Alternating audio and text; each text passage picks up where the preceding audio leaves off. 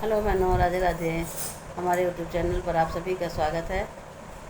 आप लोग कैसे हैं? हम तो अच्छे हैं। आशा करते हैं कि आप लोग भी अच्छे होंगे, स्वस्थ होंगे, मस्त होंगे। आज भगवान सावन का महीना है, भजन ही गाते हम लोग। 2-4 दिन भजन हो जाए, कजरी हो जाए। तो चलो सुनते हैं एक सुंदर सा प्यारा सा भजन भगवान श्री रामचंद्र का।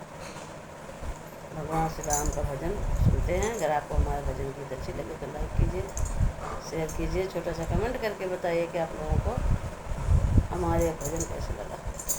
राम नाम जप के बना लिया अपना, आकर भगवान मेरे मनवा में बसना। राम नाम जप के बना लिया अपना, आकर भगवान मेरे मनवा में बसना। राम जी के संगे में सीता दी मानी, सीता के हाथों में गजरा निशानी। राम जी के संगे में सीता दी मानी, सीता के हाथों में गजरा निशानी। गजला पहना के बना लिया अपना, आकर भगवान मेरे मनवा में बस।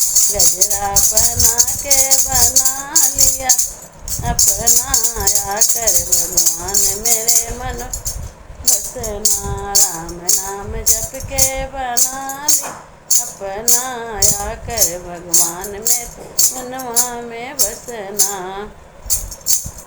कृष्णा के संग में राधा दीवानी, राधा के हाथों में बंसी निशानी। कृष्णा के संग में राधा दीवानी, राधा के हाथों में बंसी निशानी। बंसी बजा के बना ली अपना, आकर भगवान मेरे मनवा में बसना। बंसी बजा के बना लिया अपना, आकर भगवान मेरे मनवा में बसना। राम नाम जप के बना ली अपना, आकर भगवान मेरे मनवा में बसना।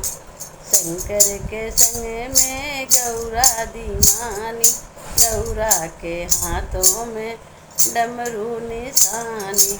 शिव जी के संग में गौरा दीवानी, गौरा के हाथ में डमरू निशानी। डमरू बजा के बना लिया अपना, आकर भगवान में मनवा में बसना।